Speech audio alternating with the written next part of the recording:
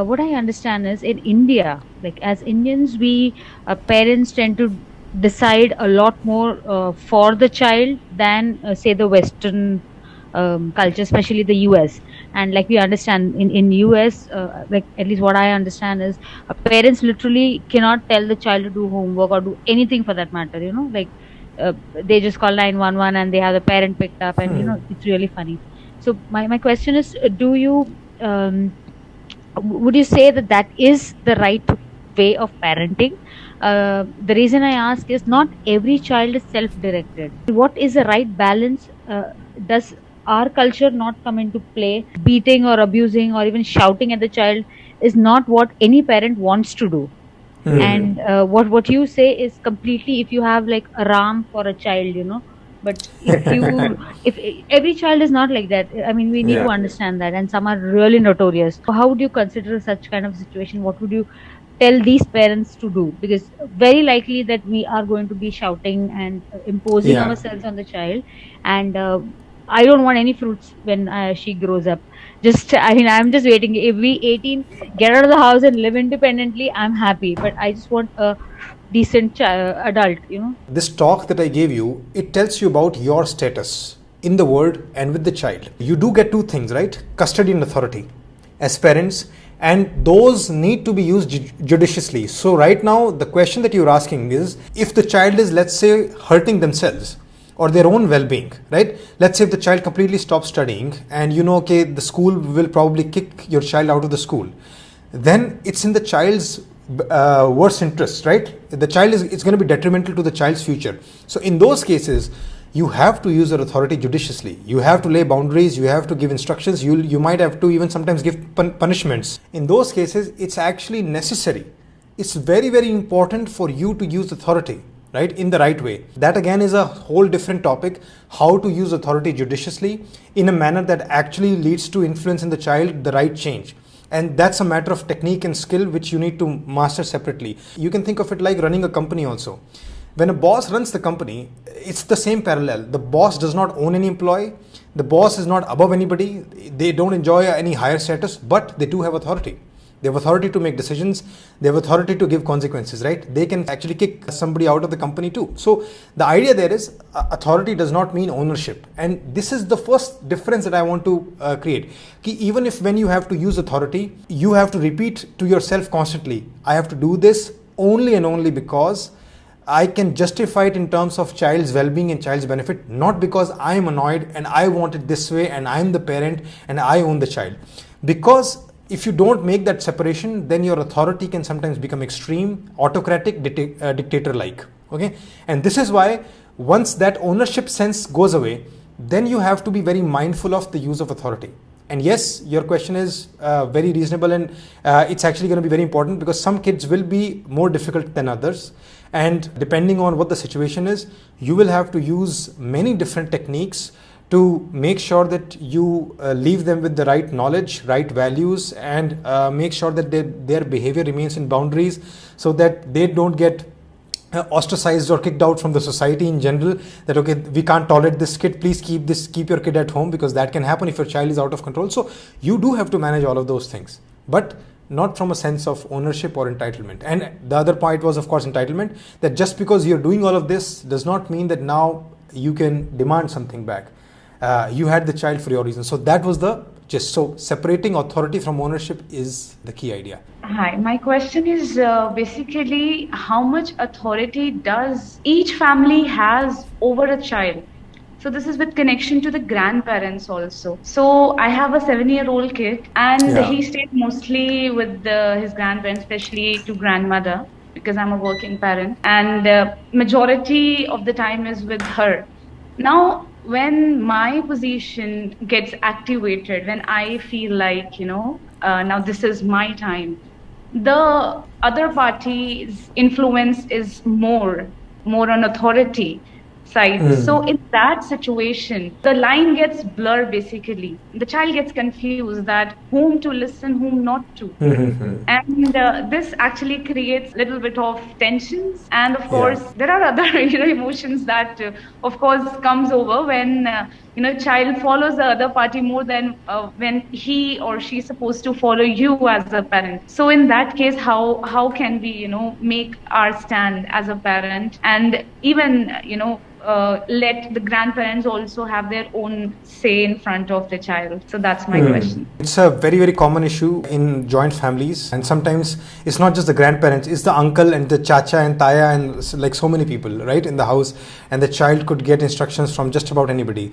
Now the question is, what can you do as a parent, right, and what should the child do? One thing is obviously clear, their behavior is more or less out of your hands. You really can't change them all that much, but of course, sometimes it's reasonable to have discussions. Let's say some issue is too important. Just to give you an example, in our house, my dad always made sure that we should just go out and play. But sometimes other people in the family, they may not agree. They're like, okay, it's risky, the children should focus more on studies or something.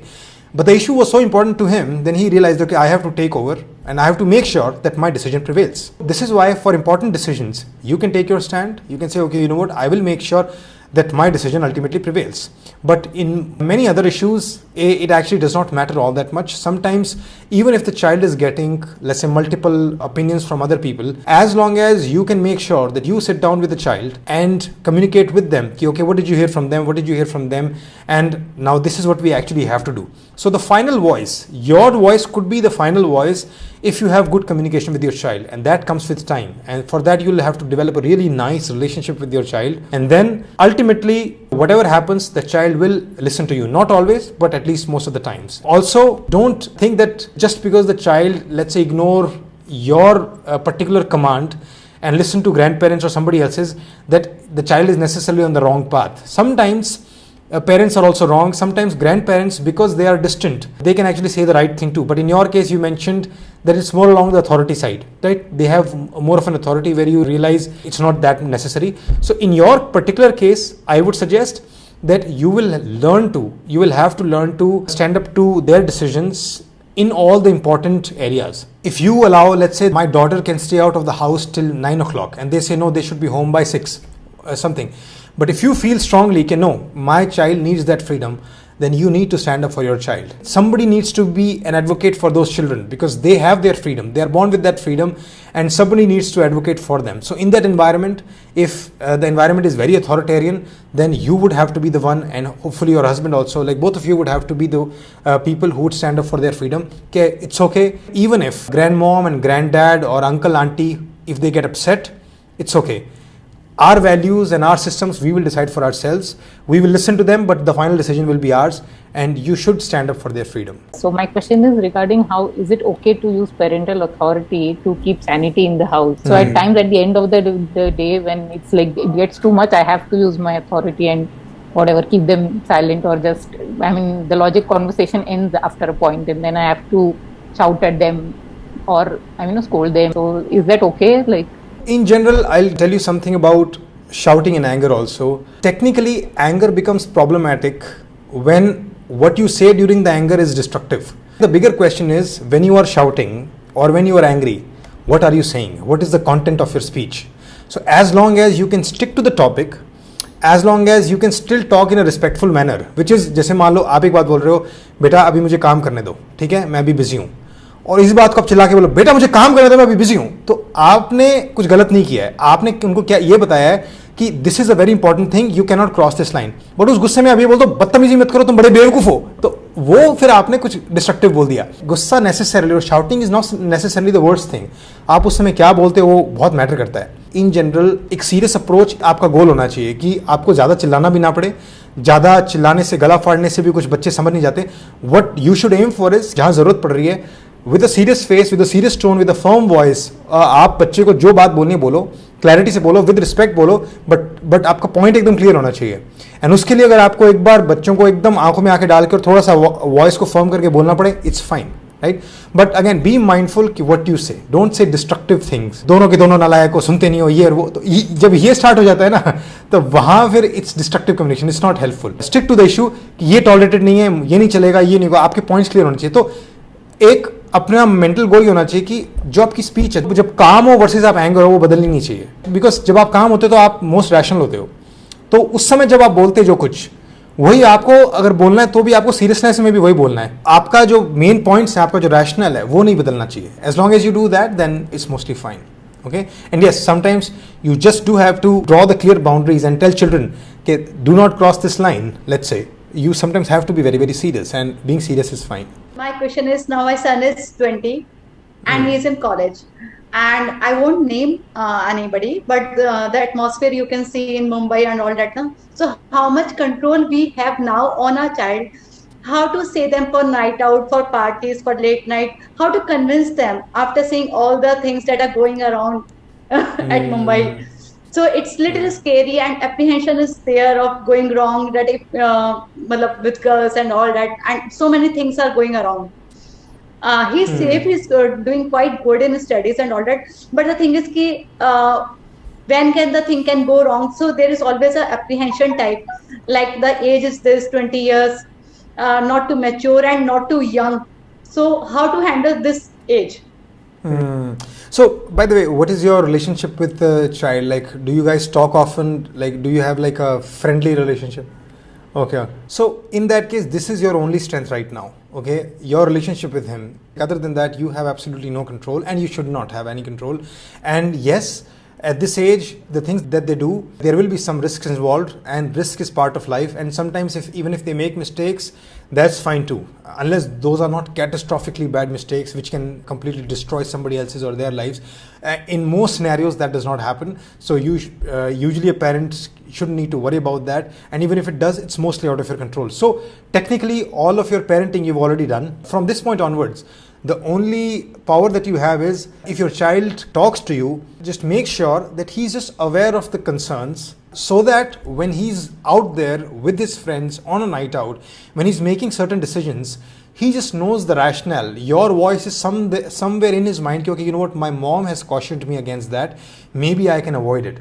And with that, you'll have to have some detailed discussions. So let's say whether it's with girls or whether it's with trying new drugs or smoking or marijuana, whatever concerns you might have, you will have to just keep talking to him and talk about what you could end up with. So for example, there is drinking and driving, right? So you might have to reiterate that how drinking and driving could lead to disastrous consequences with giving examples, just saying. So your hope is that when he's out there, can he remember the concerns and the bad consequences of those concerns? And if he can, then most likely he won't go too far. And that's your best hope, because you cannot control and you should not control, right? So keep your communication alive, keep discussing with him, be as free as you can, be as open as you can. Don't be afraid of bringing up topics.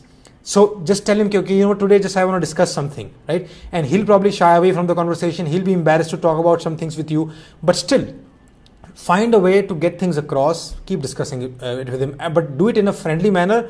Otherwise, the whole communication can fall apart. Then he'll just say, you know what, mom, I won't even talk to you. So do it in an egalitarian manner. Okay, like, I'm bringing it up as a suggestion, you can take it or leave it, but just hear me out, right? Other mistake that parents make is they'll just directly say things like drinking and driving is bad or smoking is bad and all of those things, which they already know.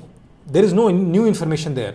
So what you need to do is, can you bring him new information? That's your challenge. So you might have to do your own homework, which is go ahead and read about it, read examples of it. Sometimes it's good to know examples of horrific accidents which happen due to bad behavior, right?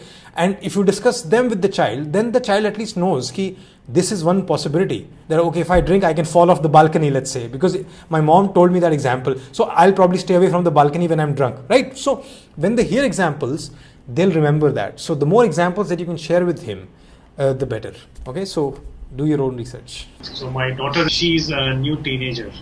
Now with a teenager, a kind of rebellion also comes in them. It's my life, I will do whatever you want, I'm not a little child. In this kind of a situation, how much can we enforce upon them to make sure that, they do not get deviated? Now, being in a class 8 or a class 9, the problem is that studies sometimes get impacted a bit. Plus they are now, more open to friends as compared to the parents.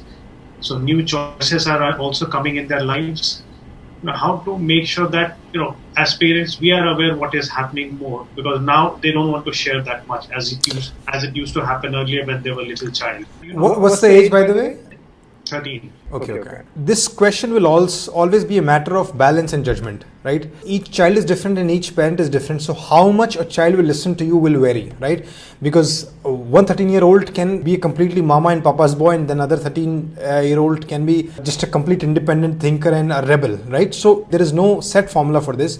So the idea is you have to look at the overall picture, which is in your overall parenting, the push that you make, let's say towards the child's studies and attending classes, how much is that affecting the overall environment and balance, and how much is that affecting the child's experience? So the idea there is children can take some instructions, children can take a little bit of authority. Just because you were strict with them in the morning does not mean that they'll run away from the house, right? So they can take some strictness also. And sometimes they ultimately later on thank you only, okay, you know what, I could not do it, and that's why I'm glad my parents helped. In fact, I have myself asked many teenagers directly, would you want your parents' help in this? And some teenagers actually do want help. They say, you know what, I'm just unable to do this on my own, I wish my parents could help. So they do need help too. They are not very independent as such.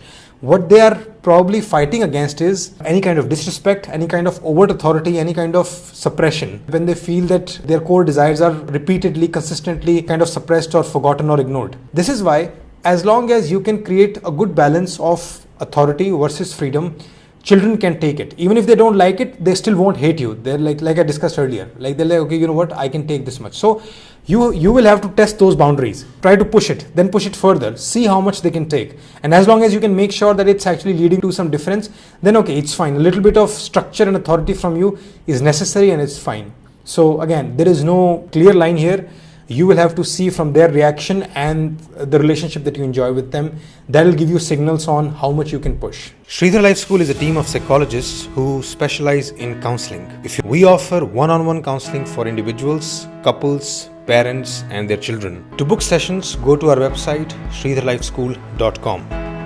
As you can see, I am giving these talks in live online events where anyone can join. If you also wish to attend, it's very simple. Go to our website page shridharlifeschool.com/events. Just join our email list and our Telegram channel. We will keep you updated.